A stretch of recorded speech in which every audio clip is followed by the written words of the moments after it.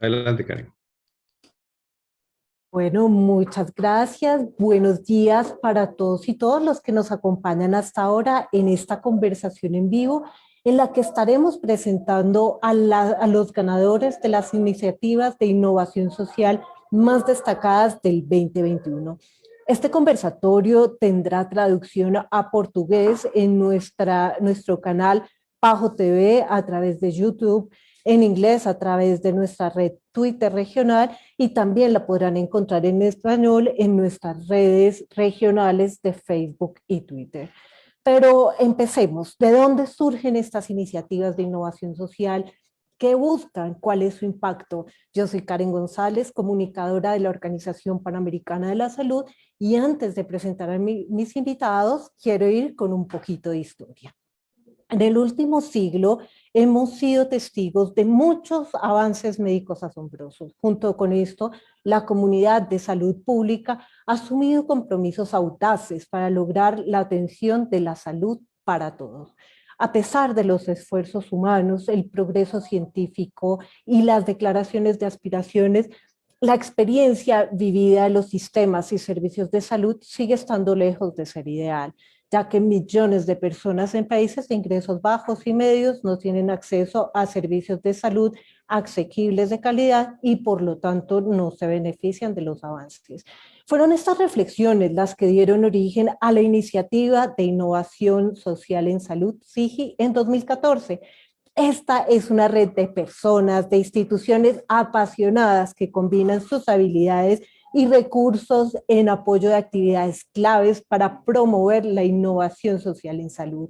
Y este año, en el marco del Día Mundial de la Salud Universal, queremos destacar 4 iniciativas. Son iniciativas muy interesantes, reconocidas en esta iniciativa de innovación social en salud, organizada por el nodo del Centro Internacional de Entrenamiento e Investigaciones Médicas, CIDEIM, como Centro Regional de Entrenamiento del Programa Especial de Investigación y Entrenamiento en Enfermedades Tropicales, la Organización Panamericana de la Salud y la Universidad Nacional Autónoma de Honduras. Estamos hablando de innovación en salud para Latinoamérica y el Caribe, SIGILAC.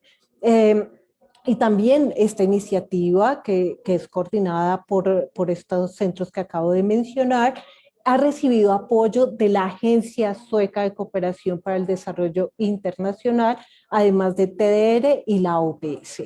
La convocatoria recibió 128 aplicaciones, de las cuales 106 fueron elegibles, y tras un riguroso proceso de evaluación con un panel independiente de expertos en innovación, salud y desarrollo, se seleccionaron estos 4 proyectos por ser innovaciones sociales que durante la pandemia por COVID-19 vienen contribuyendo al fortalecimiento de los sistemas de salud. Así que, sin más preámbulos, yo quiero primero darle paso a la jefa de la Unidad de Servicios de Acceso de Salud y Acceso a la Organización Panamericana y Mundial de la Salud, doctora Amalia del Riego. Gracias, Karen, y buenos días a todos y todas. Gracias por acompañarnos en este importante evento, que en realidad cierra la serie de eventos que hemos organizado para la celebración del Día de la Salud Universal 2021.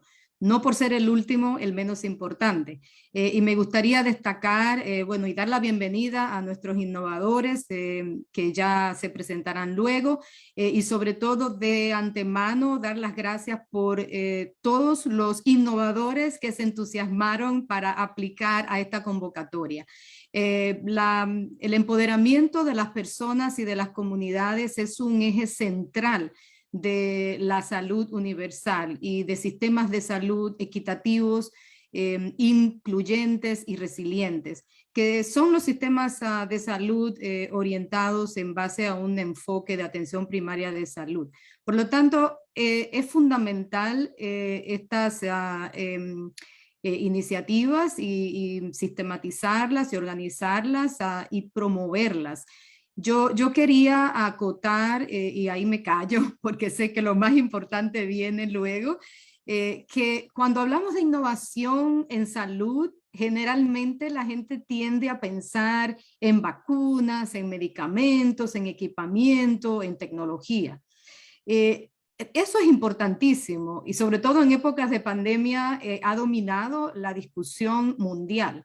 Pero innovación social es sumamente importante. Es otro tipo de innovación, es innovación relativa a la manera en que se organizan los servicios, es innovación relativa a la manera en que la gente participa, se empodera para gestionar su salud, y es la manera en que las comunidades y los trabajadores de la salud buscan soluciones conjuntamente para aumentar el acceso equitativo de las personas a servicios de salud de calidad. Así que con eso, Karen y colegas, vamos a disfrutar de esta serie, de este conversatorio. Muchísimas gracias y adelante, adelante Luis Gabriel. Luis Gabriel, que es la persona, el motor a nivel técnico, y sobre todo muy apasionado con este tema y organizador de toda la serie Punto Focal con esta iniciativa con SIGI. Luis Gabriel, adelante. Bueno, pues muchas gracias, Amalia. Pues estas iniciativas, un componente muy interesante que tenemos en la iniciativa de innovación social en salud es que además se trae un componente de investigación y como Amalia bien lo dice, estas iniciativas con frecuencia además complementan aspectos de la parte técnica, de la innovación técnica, ¿no? Porque yo creo que la pandemia nos ha mostrado precisamente que a veces tener la respuesta técnica no es suficiente. Es decir, cuando salen todas las vacunas, pues una cosa es que estén las vacunas y otra cosa es que las vacunas estén puestas en los brazos que se necesitan que estén puestas. Entonces viene toda esa parte de la organización, de la distribución de los servicios, pero también de la participación comunitaria en cómo organizan, porque no en todos los sitios las mismas estrategias funcionan. Y un componente importante que se trae acá y en el cual contribuimos es promover que se haga investigación alrededor de estas innovaciones para que aprendamos de ellas, que se haga una fertilización cruzada en las conversaciones entre los innovadores para que aprendan unos de otros y generen nuevas ideas, porque además a medida que las innovaciones se desarrollan, los retos son diferentes. Y eso es parte de lo que trae la iniciativa de innovación social en salud, que ha tenido en sus llamados, ha habido un llamado en el 2015 con 2 innovaciones que se reconocieron entonces, otro en el 2017 con 3 innovaciones, ese fue centrado en Centroamérica y el Caribe, y en el 2019 una para la zona andina con 3 más innovaciones que fueron reconocidas, y ahora se suman estas 4. Así que no demoremos más. Me parece que es el momento de escuchar directamente ellos qué es lo que hicieron, cómo es el trabajo con la comunidad y qué diferencia está haciendo. Entonces quiero pasarle la palabra más bien a Karen y a los innovadores para que nos cuenten de esto. Bueno, muchas gracias, doctor Luis. Y yo estoy súper contenta porque llegó el momento de presentar acá a mis otros 4 invitados. Y de quién estamos hablando, de Tasha Puertas, con su campaña de comunicación en salud para llegar a las poblaciones vulnerables del municipio de Sorocaba en el estado de Sao Paulo, en Brasil. También está con nosotros Kiran Mathur Mohamed, cofundador de METL, quien desde Trinidad y Tobago desarrolló una plataforma tecnológica para ayudar a los pacientes con la adherencia a los tratamientos de las enfermedades no transmisibles. También tengo el gusto de presentar a Daniela Ochaíta desde México. Ellos desarrollaron un centro de llamadas móvil para el municipio rural del Lago de Atitlán para uso exclusivo de la población indígena local y así superar barreras socioculturales que limitan el acceso a la atención en salud. Y también desde Colombia se encuentra aquí con nosotros Pablo Montoya y su iniciativa El Canto del Tucán, Radio, Salud y Pedagogía en la Amazonía colombiana, un programa de radio dedicado a la salud y la pedagogía en la Amazonía colombiana. Pues es un gusto tenerlos a ustedes 4 aquí con nosotros. Sea esta la oportunidad para agradecerles por su compromiso, por su talento, por su creatividad, por estas iniciativas sociales en salud tan importantes para nuestra región de las Américas.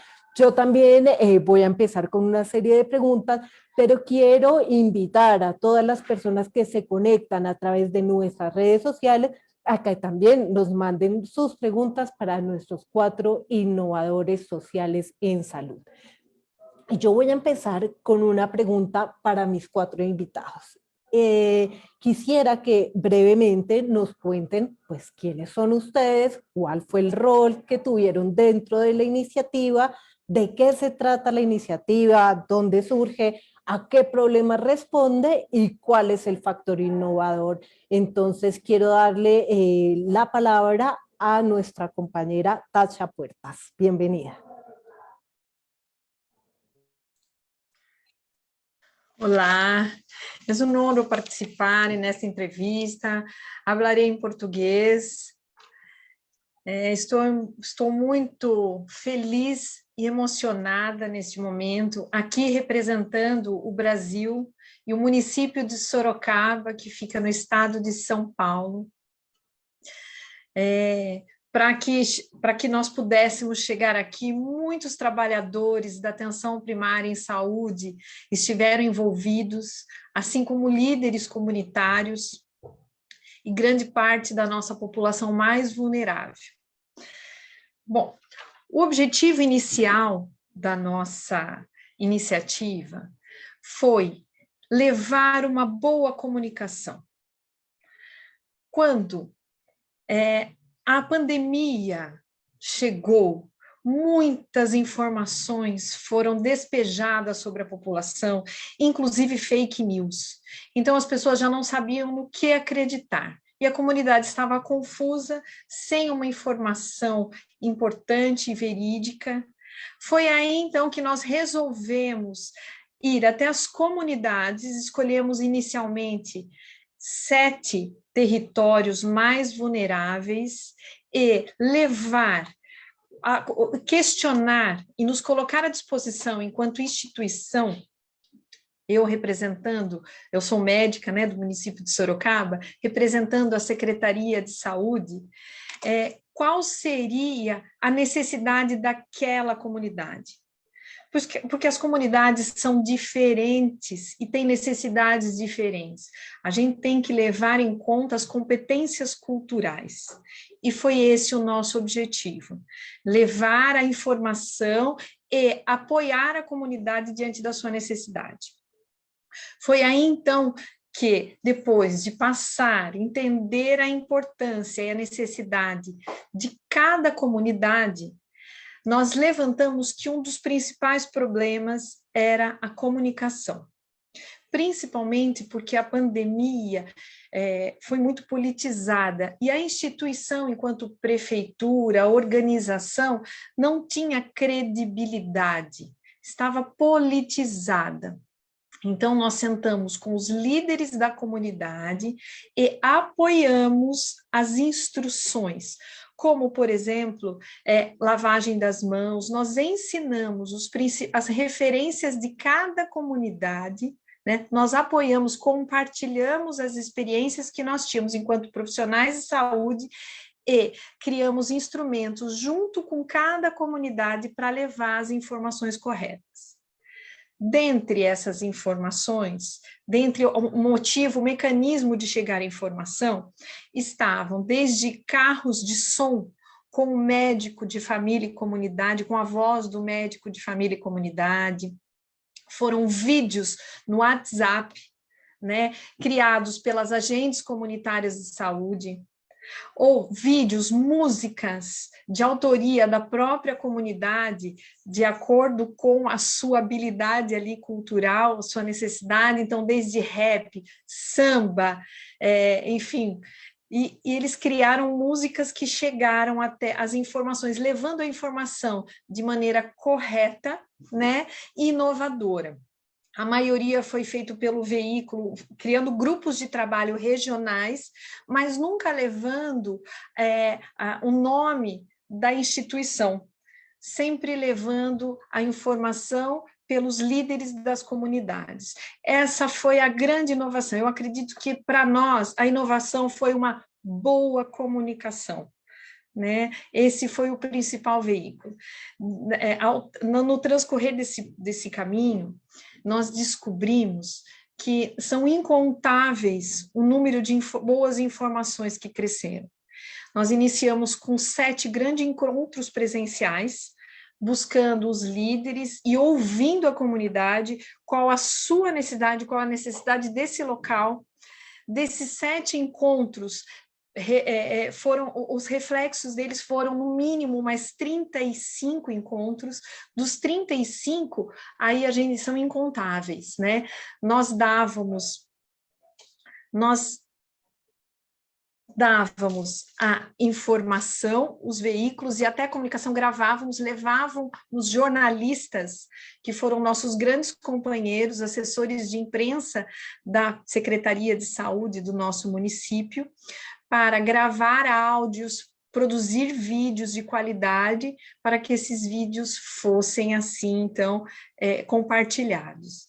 Essa foi para nós a grande inovação. E nós tivemos uma repercussão muito positiva, né? Nós conseguimos, nossa taxa de mortalidade foi caindo, a informação foi chegando, o uso de máscaras foi aumentando, principalmente nas populações carentes, enfim, nós nos aproximamos, eu acho que principalmente enquanto instituição, nós nos aproximamos das comunidades e entendemos as necessidades, né? Foi muito importante o reconhecimento da corresponsabilidade social, as pessoas entenderem as suas responsabilidades, né?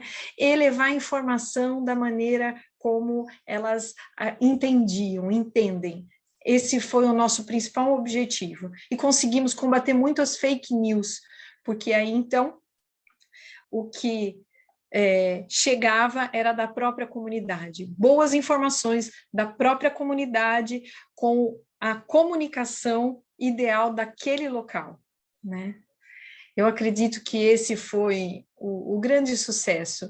Hoje a gente percebe isso reverberar, ainda vídeos, nós começamos essa iniciativa, foi bem no começo da pandemia, e a gente percebe esses vídeos que continuam sendo compartilhados e resgatados de acordo com a necessidade, até para as crianças que voltaram para as escolas, vídeos que foram criados pelas comunidades sendo hoje usados como maneira de educação popular, de educar a população, né? Então, eu acredito que esse foi o nosso principal papel.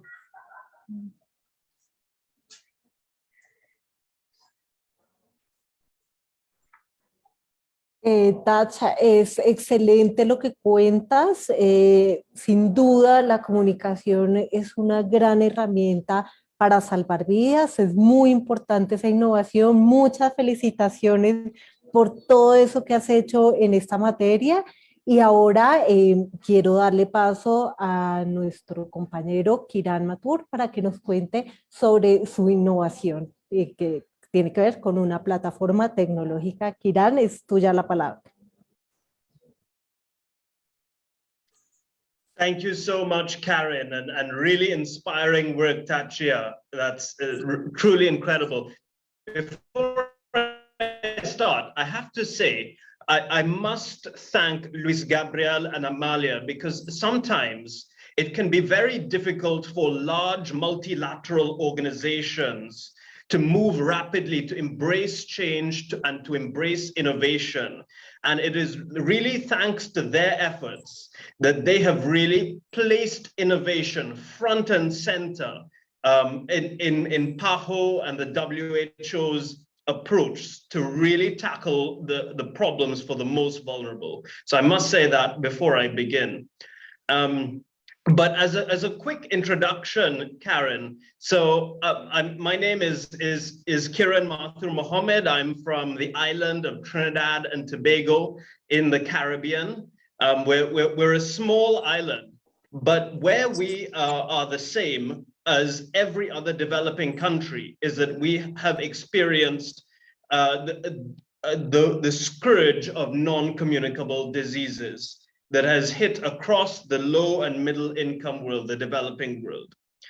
So the problem that we started sat down to talk about, myself and my co-founder, Edward Inglefield. It actually all started from a personal story. My own grandmother, she is in her late 80s. She has very advanced sort of diabetes. My co-founder, his grandfather, he is in his 90s and takes every medication under the sun. And we witnessed how stressful it was, how difficult it was for our own mothers. And by the way, it's primarily women who end up being the carers. Women disproportionately bear the burden of care for the elderly and those with non-communicable diseases. And we saw the challenges that they face and how stressful and difficult it was to be able to manage the medication of our elderly grandparents. It was at that point where I come from a different background in development economics, where we started doing some research and speaking to some of the senior physicians in our network. I must mention Professor Paul Tilaksing and Dr. Alexandra Ames, who are a core part of our team. And it was there we started doing research and stumbled upon a Mayo Clinic literature review that said that 50% of all prescriptions globally are never filled. And that really resonated. We said, wow, you know, this is not just a personal problem. This is not just, this is a global problem that is affecting public health throughout the developing world and beyond. So we started digging a little bit more into it. And we realized that this was because we had to break down why. Why is it the case that medication is not being taken and it's inaccessible? Because Karen, these treatments have been available for the last 20, 30 years. We know how to treat diabetes. We know how to treat heart disease. It's not new. So why is it still killing millions of people? Why are those non-communicable diseases still killing millions of people? So we had to dig into the real problem, and we determined there were 4 core reasons why, right? One, there's still the matter of cost. Medication is still too expensive across the developing world, across income brackets. The second thing is time, the actual time to take out to manage medication. The third is physical access, particularly for the most vulnerable, for those with chronic diseases, for persons with disabilities. And the fourth is actually, and I'm sure everybody at PAHO is very familiar with this, the fourth and most important is actually understanding how to manage medication. Now you're dealing with this on a global scale with the COVID-19 vaccines, but this actually is an underlying problem throughout the health system. And we realized that the current system was totally broken. You walk into a pharmacy, maybe you give them a slip of paper or something like this, you get handed some pills, and that's it. There's no form of continual care to actually manage your diseases. And so that was what we set out to solve. We realized that technology was the only way to completely disrupt this current system, which is not working for so many millions of the most vulnerable. And what we set out to do was connect the doctors, the patients, the pharmacists, and in some cases, the insurance companies, which are so critical. And in order to enable doctors to electronically prescribe medication, patients to then, through our mobile app, order and manage their medication, instantly claim for their insurance where they have insurance, and then finally, we, through our own in-house pharmacy network, then deliver the medication to them. And by doing so, what we can do, we dramatically bring down costs. By delivering medication directly to the patient at no extra cost, we save them time, improve physical access, and most importantly, both through our app and through our pharmacy team, we then provide the ongoing counseling on their medication and their side effects to support improved medication compliance.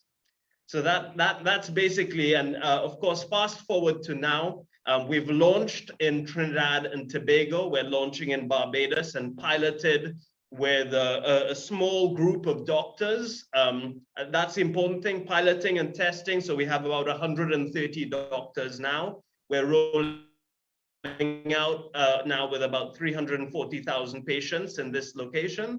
And the next step is to take this and solve the problems for the rest of Latin America, to the Brazil and Mexico and the larger markets, to make an impact on millions of lives. We're very ambitious, but we think so is PAHO.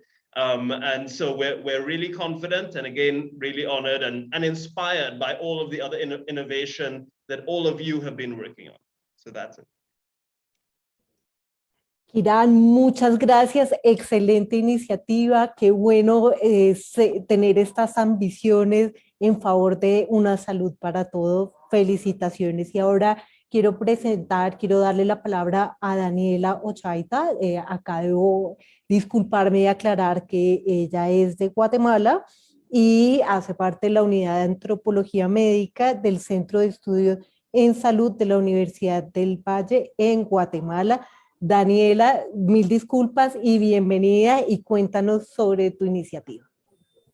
Muchas gracias, Karen. Muy feliz de estar aquí con todas y todos, también de ser parte de este proceso y de esta red de innovación social en salud. Bueno, contarles un poco sobre el trabajo que nosotros realizamos. Somos parte del equipo de la Unidad de Antropología Médica del Centro de Estudios en Salud de la Universidad del Valle de Guatemala.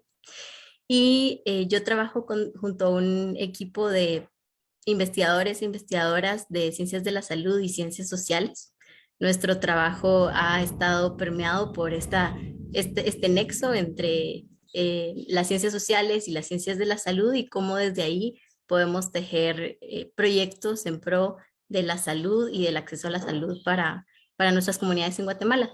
Nosotros hemos estado trabajando desde hace unos años con comunidades indígenas, maya, sobre todo el altiplano central del país.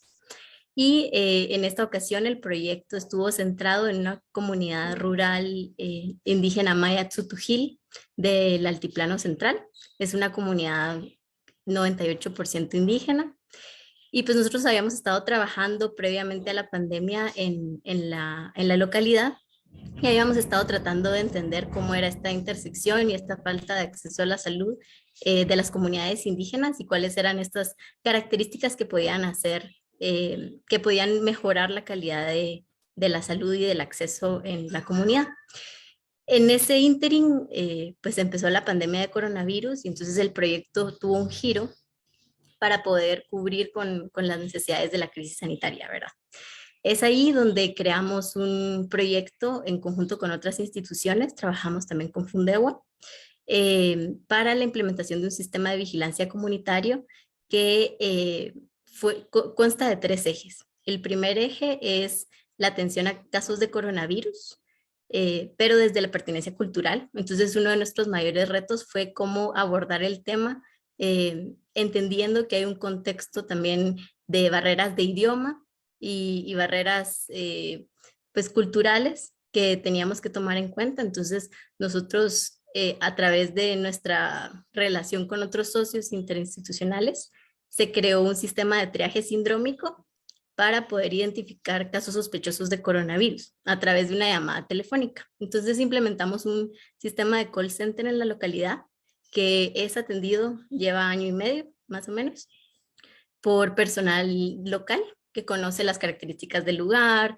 los territorios, que habla el idioma, es Maya Tzutujil, pero también atiende en español para quienes lo desean. Y pues puede, mediante unas preguntas, el algoritmo puede identificar cuando una persona es sospechosa de coronavirus, y la idea del proyecto fue vincular estos resultados con el primer nivel de atención en salud, es decir, el Distrito Municipal de Salud, para que las enfermeras y enfermeros del distrito pudieran atender a los casos, a las personas en sus hogares o bien referirlas al puesto de salud. También tuvimos otro eje, porque pues esto implicaba un cambio de comportamiento en la población, ¿verdad? La población no estaba acostumbrada a acceder a la salud a través de una llamada telefónica y cómo utilizar la tecnología también para poder apoyar este proceso de acceso a la salud. Entonces creamos campañas de comunicación con pertinencia cultural Para este caso, pues fuimos muy apoyados por la red de líderes y autoridades ancestrales que ya existe en la localidad. También incorporamos como una forma también de transmitir conocimiento a investigadores e investigadoras locales que hablaban el idioma y que conocían el contexto. Fueron ellas y ellos quienes también apoyaron a generar el tercer componente del proyecto, que fue la investigación. Y pues nosotros ya previamente habíamos estado trabajando en metodologías de análisis cualitativo y cuantitativo. Entonces realizamos encuestas a jefes de hogar para entender cuál era la percepción sobre el coronavirus. También realizamos investigación etnográfica y otra serie de investigaciones en conjunto con las investigadoras e investigadores. Estas fueron en el idioma local.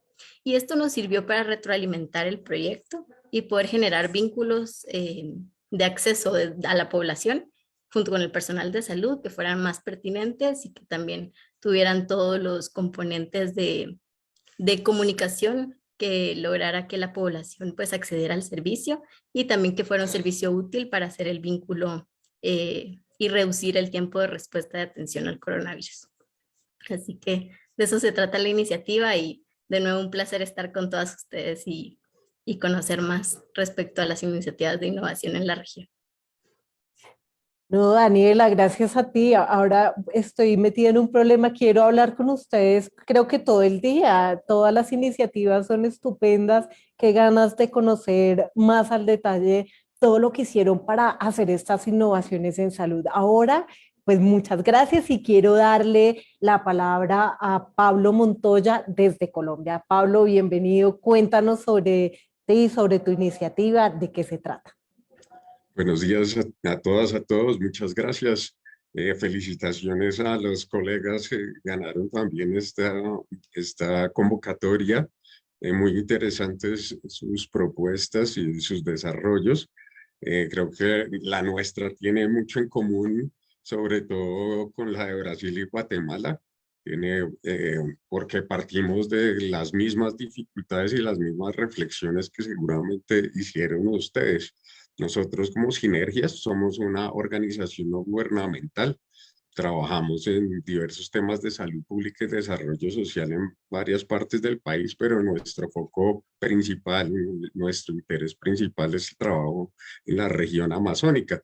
No sé si todas y todos ustedes saben, pero la Amazonía colombiana comprende el 42% del territorio nacional aproximadamente y tiene 2% de la población. Entonces es un amplísimo territorio con una poca población, por lo menos en términos comparativos, y la población vive de una manera muy dispersa. Nosotros tenemos más de 1000 comunidades indígenas distribuidas en 6 departamentos y también pues tenemos una gran diversidad cultural y étnica. Hay más o menos 64 pueblos indígenas en este territorio. Cada uno tiene su lengua, su visión, su cosmovisión. Entonces, pues hay una gran diversidad dentro de la diversidad de los pueblos indígenas que hay en la Amazonía. Y pues en la medida en que fue ocurriendo la pandemia, pues ustedes seguramente vivieron lo mismo en todos sus países, se empezó a cerrar todo, se empezó a restringir la posibilidad de llegar a la gente y tuvimos que hacer un par en la organización y discutir pues con todo el equipo, pues qué íbamos a hacer, porque pues obviamente había muchísimas necesidades, muchos miedos, mucho desconocimiento. En la medida que van pasando las semanas se descubren cosas, pero al inicio pues había muchísimas incertidumbres y cada vez que aparece una variante, todo el mundo entra nuevamente en la incertidumbre. Entonces al principio obviamente era mucho más complejo y pues nos reunimos a discutir qué podíamos hacer. Entonces lo que decidimos, bueno, hablemos con la gente del territorio, comunidades, instituciones, preguntemos qué es lo que necesitan, qué es lo que les gustaría que hiciéramos. Entonces decidimos también enfocarnos en el tema de comunicación y con compañeros de la Universidad Nacional de Colombia que también trabajan en sinergias allá en la Amazonía, pues empezamos con esta iniciativa del canto del Tucán. Inicialmente lo desarrollamos como un curso de extensión de la universidad, pensando en que las personas que estaban en las comunidades que no tenían acceso a, pues a mucha información ni a formación, pudieran adquirir o refrescar conocimientos. Estábamos pensando en promotores de salud, auxiliares de enfermería que estaban retirados y estaban en las comunidades para que pudieran pues entender de qué se trataba esta pandemia, cómo manejarla y cómo pues, potenciar todos los recursos locales de las propias comunidades, de los diferentes pueblos, para hacer pues, manejar el tema en el territorio. Entonces, empezamos a construir este curso en uno de los departamentos amazónicos.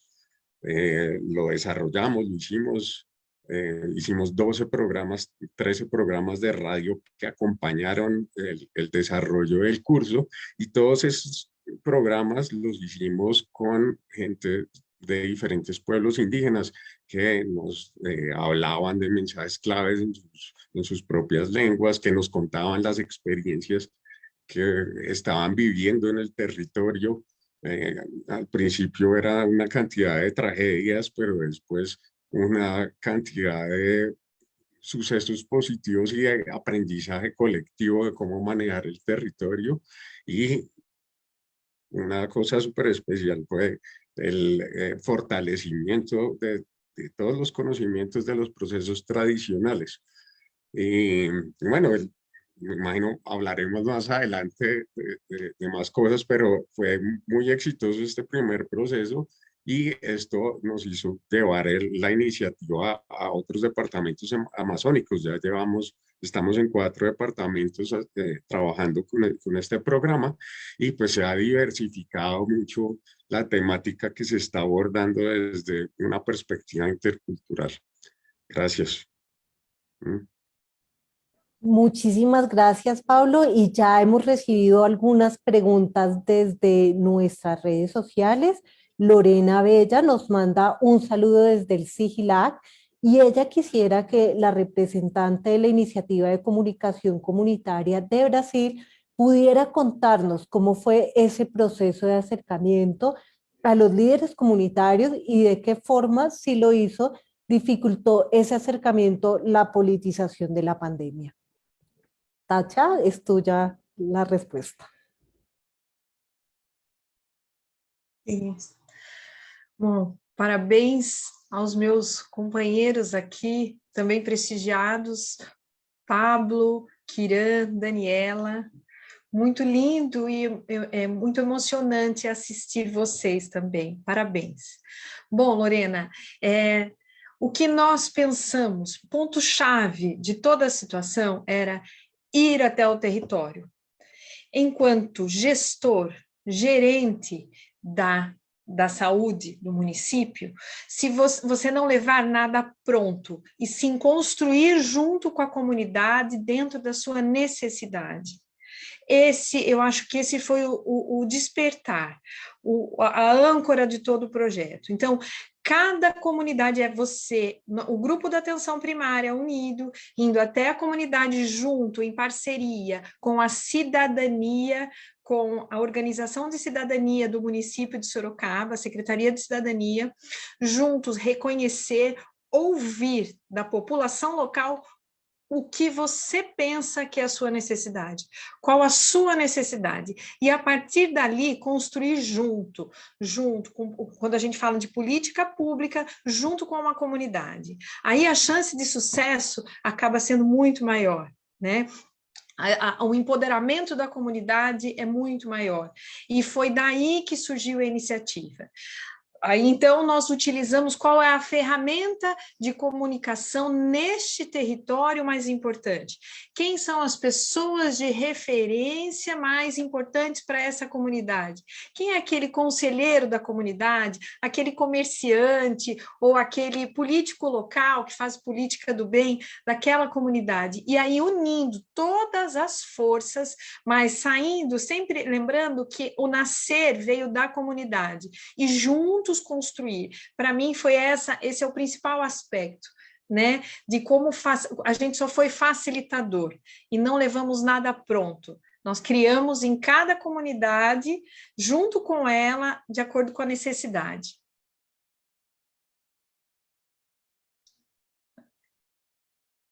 Respondi a pergunta, será? Sí, perfecto. Muchísimas gracias, Tasha. Y ahora quiero preguntarle a Kiran puntualmente, tú hablabas de lo ambicioso que quieres que sea tu plataforma tecnológica. ¿Qué apoyo crees que se requiere en tu caso y en el de los innovadores que has conocido en esta conversación en vivo para que esas innovaciones sean sostenibles y cómo articularlas con el sistema de salud?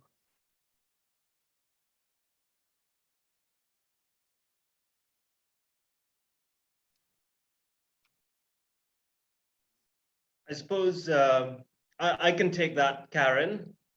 Yeah, I think support is really key, right? And actually, this ties into the earlier question about a meeting with communities, right?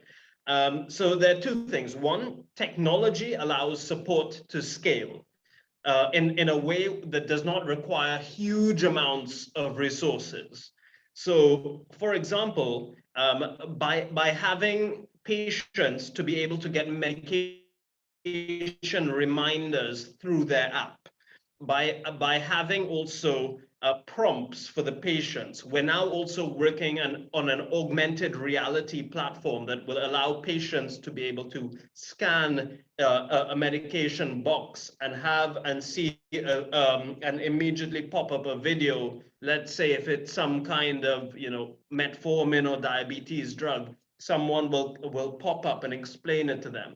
And what that allows us to do is to be able to scale to a broad area, and that actually can help to be able to scale support in a way that otherwise we might have required thousands of people to reach the same scale. So that's one of it.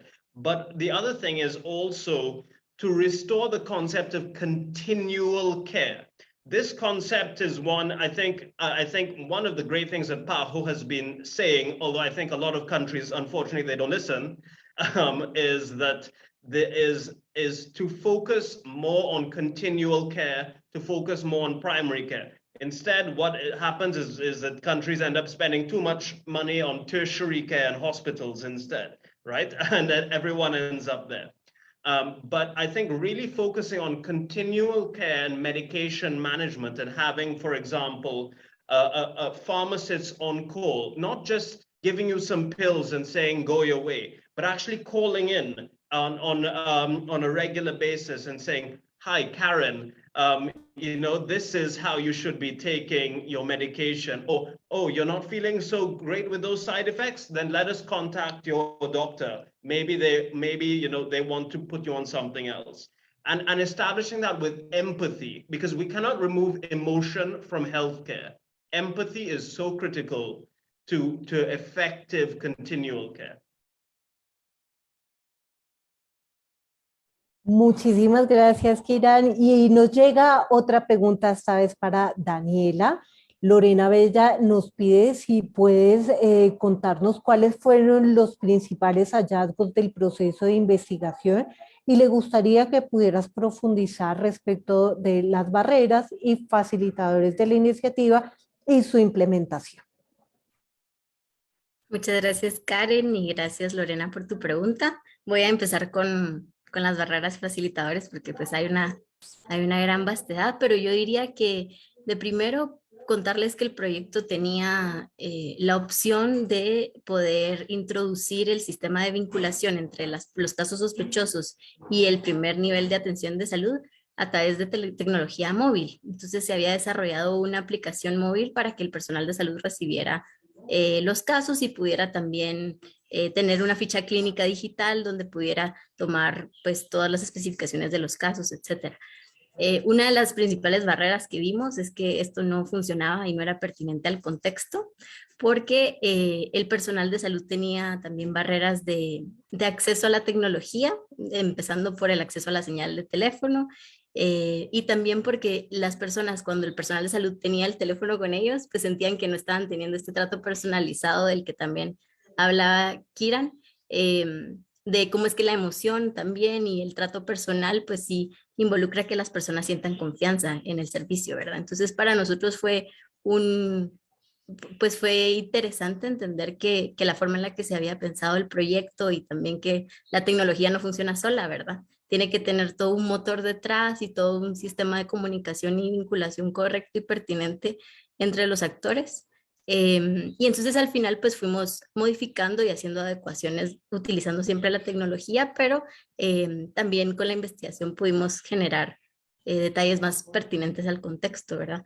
También pues hubo barreras ideológicas, es decir, en un contexto de tanta incertidumbre y miedo que tuvo la población hacia la pandemia, también hubo toda una campaña de desprestigio, me imagino que también pasó en sus localidades, del coronavirus y de negar la existencia del coronavirus, sobre todo por líderes religiosos evangélicos, en el caso de la comunidad donde nosotros trabajamos.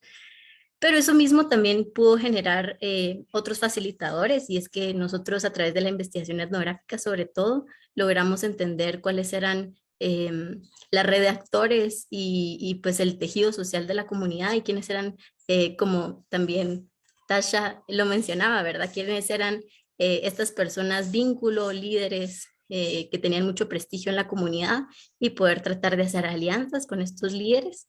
Incluso la campaña de comunicación fue co-creada con ellas y ellos, y los mensajes en los idiomas mayas, en maya tutujil, las cuñas radiales, los mensajes de televisión que generamos en las televisiones y los canales locales, ellas y ellos aparecían, entonces eran aliados de nuestras campañas de comunicación y podían generar este vínculo de confianza que ya tenían en la localidad con la población, ¿verdad? Y con el proyecto, por supuesto.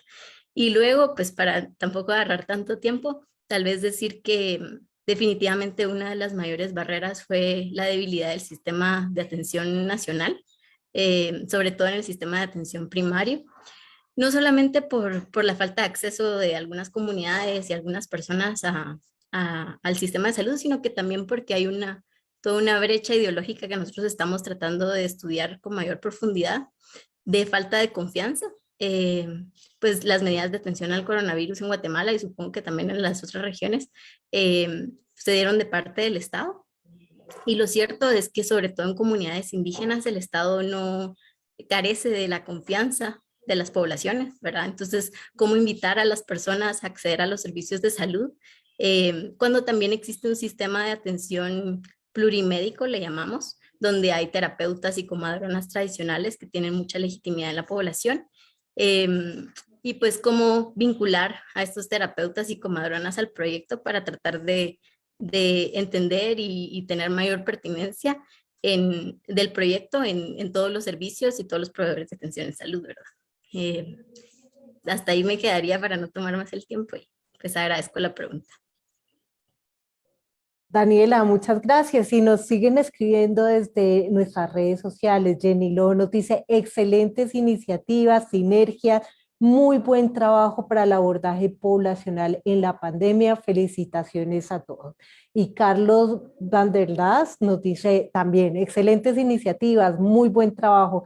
Qué bueno poder unir esfuerzos. Y tengo otra pregunta desde las redes para Pablo. Pablo, nos preguntan: ¿cómo hiciste la iniciativa? Si fue una radio por FM, por AM, digital, ¿cómo priorizaste las tecnologías para llegar a través de la radio a las poblaciones indígenas? Y yo también quiero preguntarte, ¿cómo anticipas que evolucionará tu innovación? Bueno, muchas gracias. por esas preguntas. Creo que eso dependía de cada territorio realmente, porque cada territorio tiene una realidad diferente. Y como les decía, con esta vastedad de territorio y con esta gran dispersión de las comunidades, pues evidentemente hay muchos sitios a donde no llega la señal de radio. Entonces, bueno, primero es que tuvimos que hacer muchas alianzas y este trabajo pues es el resultado de la contribución de muchas instituciones. Nos aliamos con muchas organizaciones indígenas de estos territorios, tanto a nivel regional, la Organización de los Pueblos Indígenas de la Amazonía Colombiana, como con muchas organizaciones locales de pequeños territorios de la región amazónica, y con ellos pues discutimos cuáles eran las mejores maneras de hacer llegar la información a sus territorios.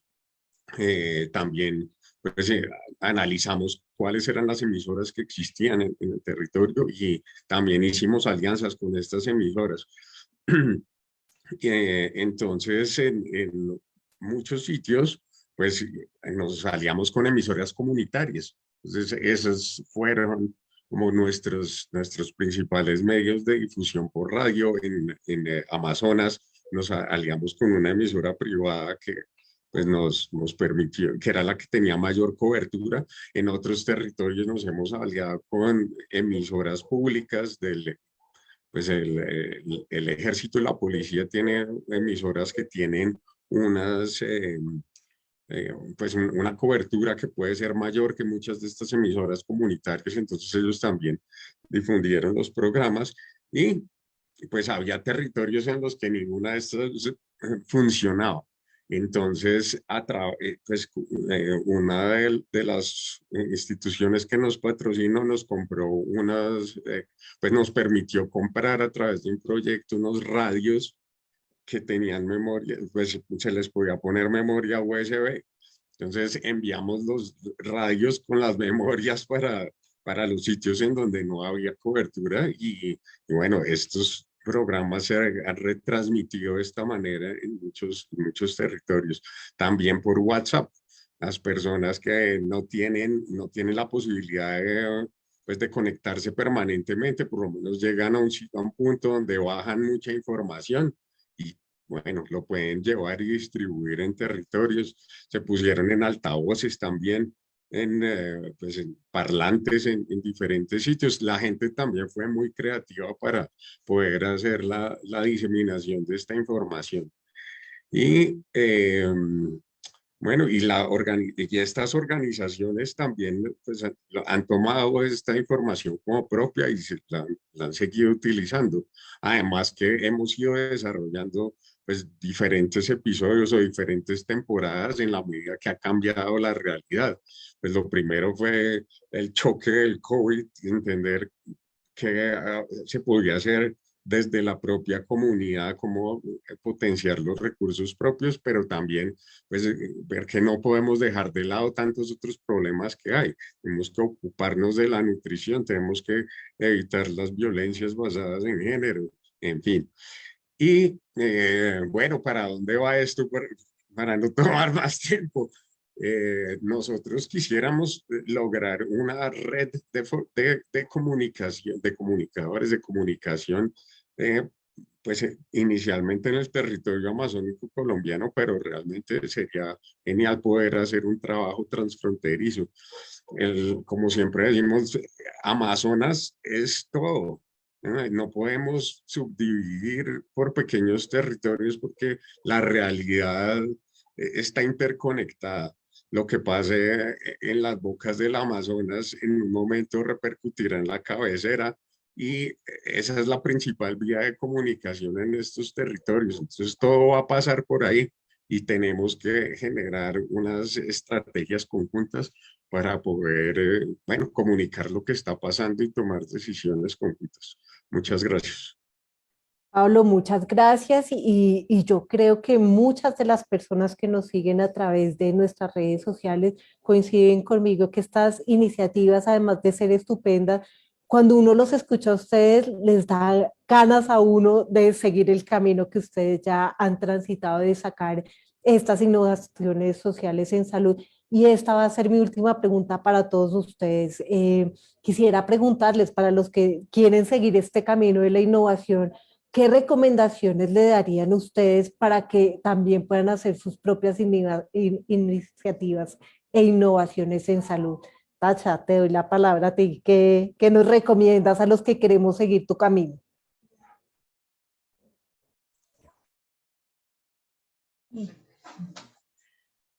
Bom, eu acredito que para iniciar qualquer caminho, você precisa acreditar naquilo que você faz, né? E saúde pública é aquilo que eu acredito, né? Eu acredito que uma boa comunicação, pessoas, uma rede de apoio de pessoas. Quando digo pessoas, é uma comunidade, são gestores, é a rede que a gente cria também entre outros setores que não só saúde, cidadania, imprensa, né? Enfim, quando a gente cria uma rede de pessoas que querem o melhor para outras pessoas, nós conseguimos dar um passo muito além daquilo que a gente imagina. Nós estamos aqui, estou aqui compartilhando, representando muitas pessoas, muitos trabalhadores da saúde que estiveram junto comigo e com a minha equipe para que nós conseguíssemos levar a informação. Então, hoje, é acreditar, a mensagem que eu deixo é acreditar em políticas públicas, acreditar na saúde pública, é fazer construções coletivas para que a gente consiga caminhar para o sucesso e ouvir a comunidade. Eu acho que a comunicação aqui, como inovação, chega a ser interessante, né? Algo tão óbvio e tão novo. Em meio a tantas informações difíceis de chegar às pessoas, em meio a fake news, a várias redes, né, de informação, hoje eu falo, se falar bem, se comunicar bem, de forma direta, assertiva, com pessoas que levam boas informações, é o sucesso. Ter vontade de fazer. É isso que eu espero, e aqui meu agradecimento e minha mensagem. Acreditar, mesmo diante de uma pandemia, né? Mesmo diante de tantos obstáculos, sem uma renda, sem dinheiro para que a gente pudesse realizar essas transformações em diferentes cenários, nós conseguimos. Estamos aqui nós 4 representando outros tantos que fizeram também. Então, basta ter desejo de melhorar, desejo de fazer diferença. Essa é a mensagem que eu deixo.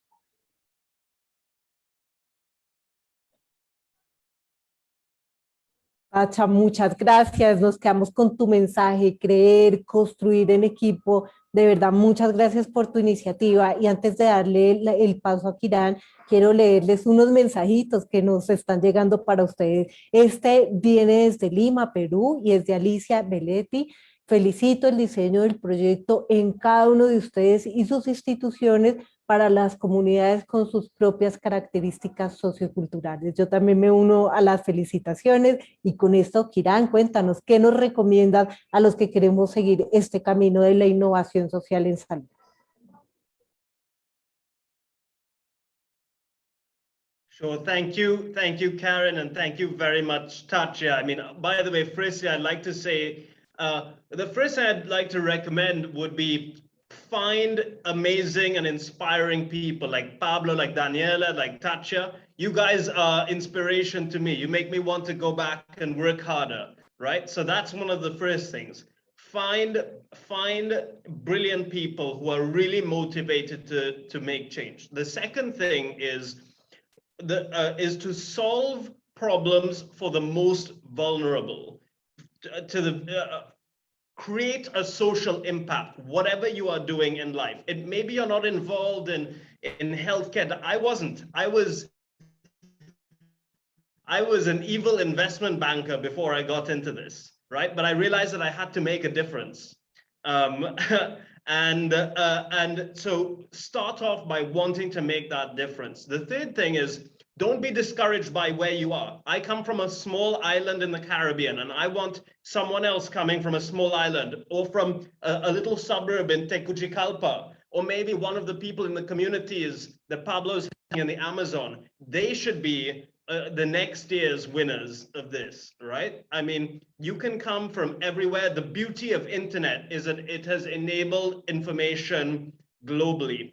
And also, we should be able to come from the global south and be able to create solutions that actually solve problems across the developing world. We don't need to wait on the United States, on Canada, or Europe to solve our problems. We have so many brilliant people right here in Latin America and the Caribbean and across the developing world. So let's look at it, solve your problem for your own community, and then scale it globally from there. And who knows, maybe we'll solve the problems for Europe and the United States.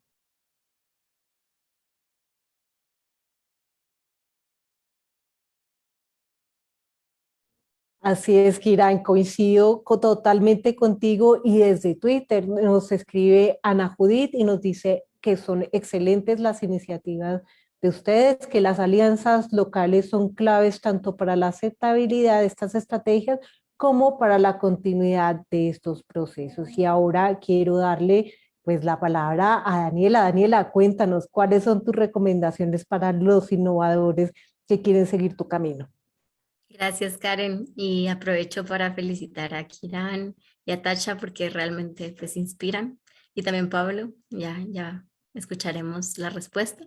Yo diría que una innovación en un contexto de tanta complejidad no solamente debe tener robustez científica y tecnológica, sino también robustez social.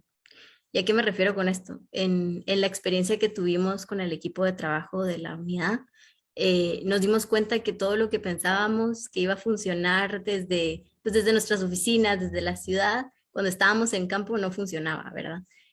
Nos dimos cuenta de la importancia de conocer y de incorporar al equipo a personas locales que tal vez no tienen pues la formación en ciencias sociales o ciencias de la salud, que ya tiene el equipo, pero que sí tiene la formación y el conocimiento y la pertinencia del contexto y sobre todo el idioma, ¿verdad? Cuando hablamos de trabajo intercultural, también muchas veces hablamos de trabajo con diferentes variantes dialectales, ¿verdad? Idiomas indígenas, contextos, cosmovisiones, percepciones. Entonces todo esto conforme fue evolucionando el proyecto, nos dimos cuenta que esa robustez social implicaba la conformación de un equipo transdisciplinario, le llamamos nosotros, ¿verdad? De personas que conocen sus localidades, que permitirse pensar en conjunto con las y los jóvenes que trabajan con nosotros como investigadores e investigadoras comunitarios fue clave.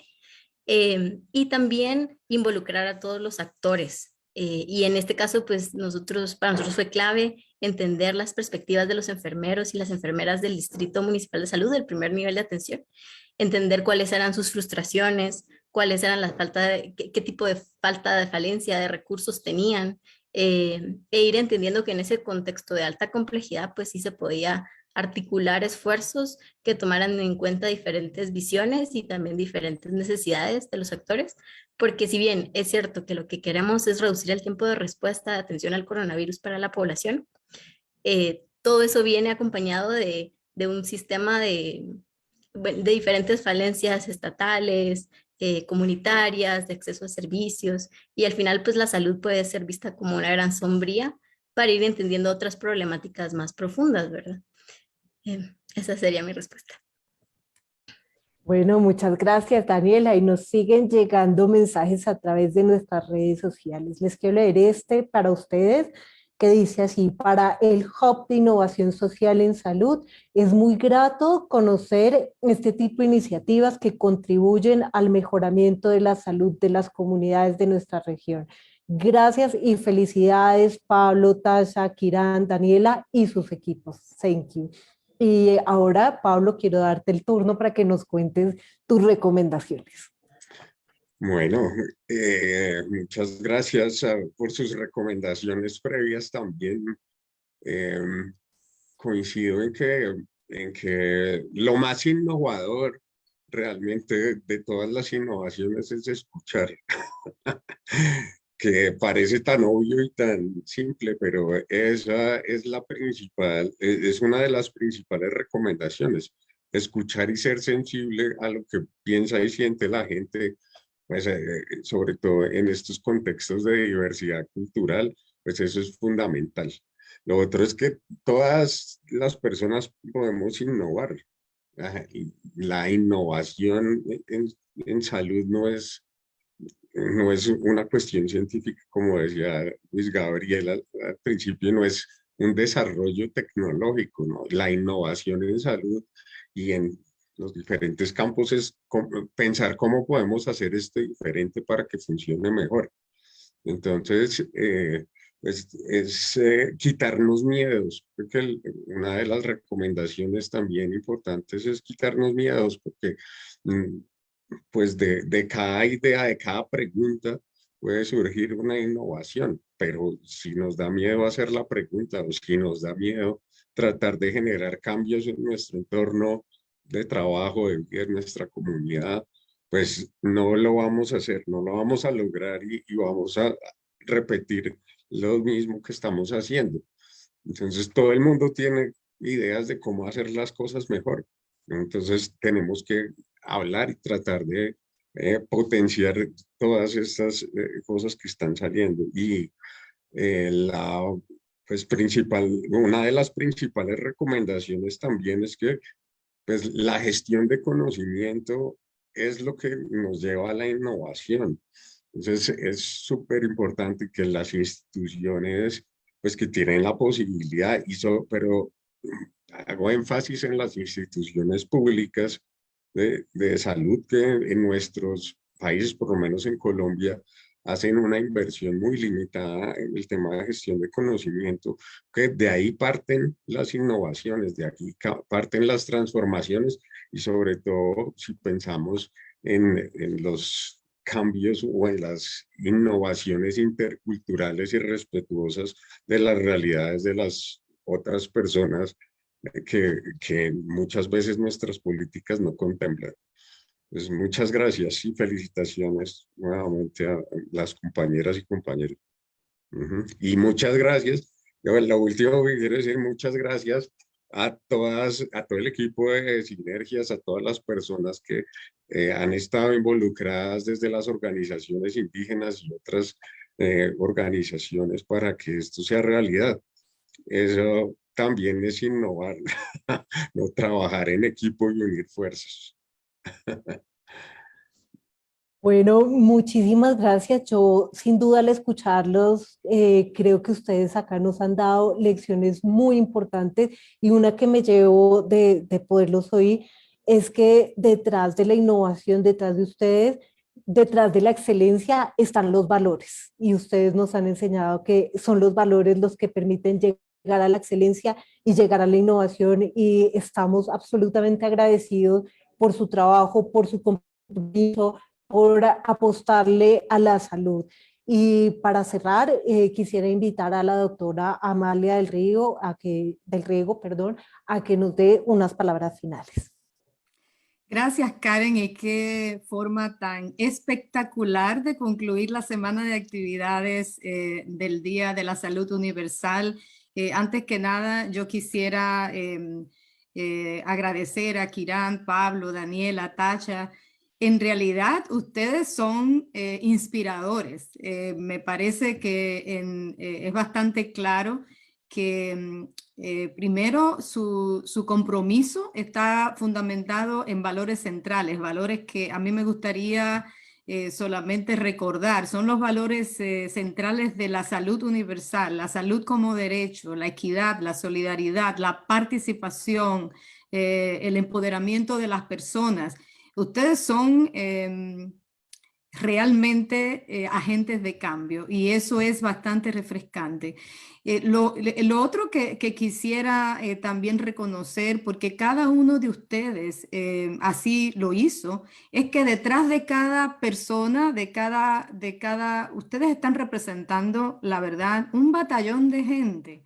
Es un movimiento social, yo diría así, que también es un elemento importante para fortalecer sistemas de salud que busquen la equidad y la salud universal. Así que quiero reconocer a todos y todas esas personas que han colaborado con ustedes, la población misma, que por supuesto quisiéramos tener a todos conectados para ver sus caritas, pero no nos alcanza tanto, Kiran, la tecnología. A lo mejor en el futuro vamos a poder hacer eso, pero qué bonito y qué realmente gratificante. Y finalmente, que nos quedamos primero, como decía Karen, con el deseo de conocer más, que sabemos que hay un montón de otras experiencias que no están aquí, pero que igualmente son valiosas, así que vamos a continuar facilitando ese intercambio, pero sobre todo nos quedamos con algunos retos de cómo que ustedes mencionaron, cómo nosotros podemos facilitar que este tipo de innovaciones sea escalable, sea parte del quehacer de los sistemas de salud, se incorpore en, diríamos, la gestión de los servicios de salud, sobre todo cuando hablamos de realmente implementar un abordaje de atención primaria de salud. Así que con esto, Karen, colegas, qué bonito, qué apasionante y de verdad felicitaciones a ustedes y los colaboradores por estas experiencias que son de verdad muy, muy refrescantes. Gracias, Karen, y cerramos oficialmente la semana de actividades del Día de la Salud Universal 2021. Muchísimas gracias.